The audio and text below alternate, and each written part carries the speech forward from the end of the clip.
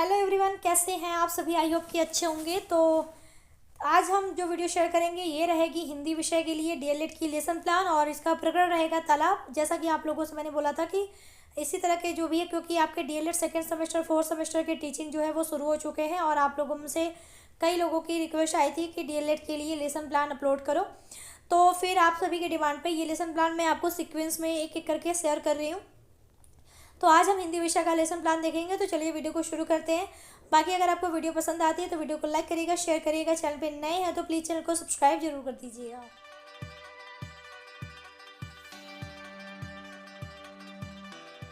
तो शुरुआत करते हैं सबसे लेसन प्लान की हर एक बेसिक चीज़ से। देखिए, विद्यालय का नाम यहाँ पे मैंने नहीं लिखा है। विद्यालय का नाम अगर आपको फाइल में लिखना है तो आप यहाँ पे विद्यालय का नाम जो है वो लिख लीजिएगा। ठीक है, विद्यालय का नाम मैंने स्किप कर दिया है, लेकिन आप लोग अपने विद्यालय का नाम लिखेंगे जब भी आप अपनी लेसन प्लान की फाइल बनाएंगे। फिर बारी आती है दिनांक की। तो जिस डेट पे लेसन प्लान बनाएंगे वो डेट लिखिएगा। विषय हिंदी, उपविषय कलरव। कक्षा 1 में जो हिंदी विषय है उस बुक का नाम है कलरव, इसीलिए मैंने यहाँ पे उपविषय में कलरव लिखा हुआ है। कक्षा 1 रहेगा, जो भी आपका कालांश होगा वो लिख लीजिएगा। जैसे मैंने एग्जाम्पल के तौर पे प्रथम लिखा है, कालांश हमारा क्या है प्रथम, और अवधि जो भी आपकी होगी वो लिख लीजिएगा। एग्जाम्पल के तौर पे 30 मिनट, 35 मिनट, 40 मिनट। तो यहाँ पे मैंने 35 मिनट लिखा हुआ है। बात करते हैं प्रकरण की। तो हमारा प्रकरण है तालाब। सबसे पहले हम बात करेंगे सामान्य उद्देश्य की। देखिए, सामान्य उद्देश्य में छात्रों में हिंदी भाषा के प्रति रुचि उत्पन्न करना। दूसरा, छात्र छात्राओं के शब्द भंडार में वृद्धि करना। तीसरा, छात्र छात्राओं को हिंदी भाषा के महत्व से अवगत कराना। ठीक है, तो यहाँ तक आपको क्लियर हो चुका होगा। बात करते हैं हम विशिष्ट उद्देश्य की। तो देखिए, यहाँ पे मैंने 2 विशिष्ट उद्देश्य रखे हैं। पहला, छात्र छात्राओं को उसके आसपास की जानकारी देना। दूसरा, छात्र छात्राओं को तालाब व अन्य जल स्रोतों के बारे में बताना। तो ये भी आपको क्लियर हो जाएगा। आई थिंक कि अब बात करेंगे हम आगे शिक्षण विधि की। तो देखिए, यहाँ पर शिक्षण विधि जो है वो आप चाहे तो पाठ प्रस्तुतिकरण के साथ लिख सकते हैं, यानी हर शिक्षण बिंदु लिखिए, उसके आगे आप अपना जो भी शिक्षण विधि है उसको मेंशन करिए। या फिर आप पहले ही बता दीजिए कि इस पूरे लेसन प्लान में कौन कौन से शिक्षण विधि आप यूज करेंगे। तो वो चीज़ यहाँ पे मैंने लिखी है। तो शिक्षण विधि में क्या क्या विधियाँ यूज होंगी: व्याख्यान विधि, श्यामपट्ट विधि, प्रश्नोत्तर विधि, प्रदर्शन विधि इत्यादि। ठीक है, अब हम बात करेंगे आगे। तो आगे हमारा आता है पूर्व ज्ञान। तो देखिए, पूर्व ज्ञान में क्या है कि छात्र छात्राएं तालाब के बारे में सामान्य जानकारी रखते हैं, यानी बच्चों को तालाब इतना पता है कि ये तालाब है। तालाब के बारे में जो बेसिक चीज़ें होती हैं वो बच्चों को पता है। और पूर्व ज्ञान बहुत इंपॉर्टेंट है, क्योंकि आप इसी के आधार पे अपना जो पाठ प्रस्तावना प्रश्न है उसको आप लोग निकालते हैं। तो यहाँ पे सहायक सामग्री क्या क्या यूज होगी इस लेसन प्लान में। तो चार्ट है, यहाँ पे चार्ट नहीं चौक होगा। ठीक है, यहाँ पे चार्ट 2 बार लिखा जा चुका है। चौक, डस्टर, चार्ट, लपेट, श्यामपट्ट इत्यादि। अब हम बात करेंगे आगे प्रस्तावना प्रश्न की। तो देखिए, प्रस्तावना प्रश्न में आपको 3 भाग करने हैं। ठीक है, 3 भाग आप करेंगे: क्रम संख्या, छात्राध्यापका क्रिया, विद्यार्थी क्रिया। तो क्या क्या प्रश्न रखे गए हैं। तो पहला है, बच्चों प्यास लगने पर आप क्या करते हैं। बच्चे बताएंगे पानी पीते हैं। दूसरा प्रश्न है, पानी कहाँ कहाँ से प्राप्त होता है। बच्चे बताएंगे तालाब, नदी, कुआं आदि से। तीसरा, तालाब के बारे में आप क्या जानते हैं। तो बच्चों को नहीं पता, तो ये हमारा हो जाएगा समस्यात्मक प्रश्न। अच्छा, अब आगे उद्देश्य कथन में आप क्या लिखेंगे कि बच्चों आज हम लोग कलरव विषय के अंतर्गत तालाब पाठ का अध्ययन करेंगे।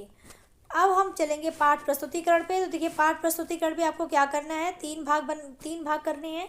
पहले भाग में आप लिखेंगे शिक्षण बिंदु, दूसरे भाग में छात्राध्यापक है तो छात्राध्यापक, और अगर आप छात्राध्यापिका है तो छात्राध्यापका क्रिया और विद्यार्थी क्रिया।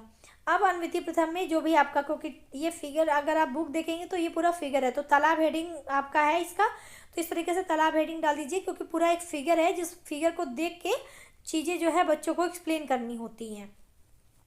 तो सबसे पहले आदर्श वाचन में क्या करेंगे कि छात्राध्यापका द्वारा उचित आरोह, अवरोह, गति एवं विराम चिन्हों का ध्यान रखते हुए आदर्श वाचन किया जाएगा। विद्यार्थी ध्यानपूर्वक सुनेंगे। फिर हम स्पष्टीकरण में जो भी फिगर है, इस चैप्टर को फिगर के माध्यम से बुक में दर्शाया गया है, तो अब उस फिगर को हम बच्चों को जो है शब्दों के माध्यम से स्पष्ट करेंगे। तो स्पष्टीकरण में आप लिखेंगे, बच्चों आपके गांव में एक तालाब है। तालाब में कई प्रकार के जीव जंतु रहते हैं, जैसे मछली, मेंढक, घोंगा, कछुआ, सांप आदि, और आसपास वृक्ष भी लगे रहते हैं, वृक्ष पर पक्षी रहते हैं। तो ये हमने फिगर को देख के कुछ चीज़ें जो है एक्सप्लेन कर दी बच्चों को, और बच्चे जो है यानी विद्यार्थी जो है वो ध्यानपूर्वक सुनेंगे। फिर हम अनुकरण वाचन की बात करेंगे। तो देखिए, अनुकरण वाचन में छात्राध्यापक छात्रों को आरोह, अवरोह, गति व विराम चिन्हों का ध्यान रखते हुए अनुकरण वाचन का आदेश देती है, तो विद्यार्थी अनुकरण वाचन करेंगे। काठिन्य निवारण की बात करें तो छात्राध्यापिका बच्चों की सहायता से पक्षी, गांव, वृक्ष आदि कठिन शब्दों का अर्थ स्पष्ट करेगी, क्योंकि जो आपका चैप्टर है उसमें ये सारी चीज़ें हैं, तो बच्चों को ये सारी चीज़ों का उतना स्पष्ट रूप से पता नहीं है, तो इसको जो है इन कठिन शब्दों को जो है अर्थ इसका बताया जाएगा ताकि बच्चे उसको अच्छे से समझ पाएँ। तो विद्यार्थी छात्राध्यापिका की सहायता करेंगे, यानी वो कोऑर्डिनेट करके चीज़ों को समझेंगे, जानेंगे। और फिर हम आगे चलेंगे तो बोधात्मक प्रश्न की बारी आ जाएगी। तो देखिए, बोधात्मक प्रश्न में मैंने 2 प्रश्नों को रखा है, गांव का पानी कहाँ जाता है और पक्षी अपना घोंसला कहाँ बनाते हैं। तो पहले प्रश्न का उत्तर तालाब में, दूसरे प्रश्न का उत्तर वृक्ष पर। सस्वर वाचन की बात करें लास्ट हमारा, तो छात्राध्यापिका बच्चों में पाठ का स्थायी भाव अंकित करने के लिए पुनः पाठ का आदर्श वाचन करेगी, यानी बच्चे चैप्टर को अच्छे से समझ गए हैं कि नहीं, सारी चीज़ों को अच्छे से समझ गए हैं, तो जो भी चीज़ें वो समझे हैं वो बिल्कुल वो उनको अच्छे से समझ में आ जाए, वो लंबे समय तक उनके माइंड में बनी रहे, इसीलिए उसका स्थायी भाव जो है बच्चों में अंकित करने के लिए पुनः जो है पाठ का आदर्श वाचन छात्राध्यापक या छात्राध्यापिका जो है वो करेंगे। और जो आपका विद्यार्थी अनुक्रिया है तो विद्यार्थी ध्यानपूर्वक सुनेंगे। तो ये आपका पाठ प्रस्तुतिकरण हो गया। मुझे लगता है यहाँ तक आपको अच्छे से क्लियर हो गया होगा। श्यामपटकार की बात करें तो आपका चैप्टर है तालाब, तो इसमें जो शब्द कठिन है जैसे पक्षी मतलब चिड़िया, बच्चों को बेसिक जो सिंपल चीज़ें हैं, सिंपल शब्द हैं जो बच्चे पहले सुने हैं, तो जैसे पक्षी को हम लोग चिड़िया कहते हैं, गांव मतलब ग्राम, ठीक है, वृक्ष मतलब पेड़, तो ये जो चीज़ें हैं हम इसको बच्चों को बताएंगे श्यामपटकार पे। और उसके बाद निरीक्षण कार्य की बारी आती है, तो छात्राध्यापक कक्षा में घूम घूम कर बच्चों के कार्यों का निरीक्षण करेगी और आवश्यकता अनुसार उनकी सहायता करेगी। पुनरावृत्ति के प्रश्न की अगर हम बात करें तो वृक्ष पर पक्षी अपना क्या बनाते हैं, दूसरा तालाब में क्या क्या पाए जाते हैं, और तीसरा वृक्ष पर कौन रहते हैं। तो ये 3 प्रश्न हमने पुनरावृत्ति प्रश्न में रखा।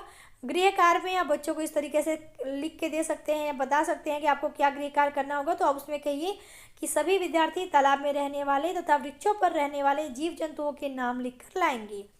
यानी ऐसा करने से बच्चों में चैप्टर का जो है स्थायी भाव उनमें आ जाएगा, यानी वो अच्छे से समझ पाएंगे। तो ये आप इस तरीके से अपना गृह कार्य जो है वो दे सकते हैं। यहाँ पे ध्यान दीजिएगा, जो पुनरावृत्ति प्रश्न है ऐसा नहीं कि आप सेम रख सकते हैं, जो गृह कार्य है वो आप सेम रख सकते हैं। आप चाहें तो अपने हिसाब से क्वेश्चन को चेंज भी कर सकते हैं, ये पूरी तरह आपके हाथ में है। तो आई होप कि आपको यहाँ पर जितनी भी चीज़ें मैंने बताई हैं वो सब कुछ आपको अच्छे से क्लियर हो गया होगा। लेकिन हाँ, अगर फिर भी आपको कहीं पर डाउट है तो आप जो है वो कमेंट करके बता सकते हैं, और आपको अगर कोई और लेसन प्लान चाहिए तो वो भी बताइए। कुछ लोगों की रिक्वेस्ट आई है, मैं उस पर काम कर रही हूँ, तो जल्दी ही उससे रिलेटेड वीडियो जो है चैनल पे आ जाएगी, तो उसके लिए परेशान मत होइएगा। तो चलिए अभी के लिए इतना ही, मिलते हैं नेक्स्ट वीडियो में, तब तक के लिए टेक केयर, बाय बाय, जय हिंद।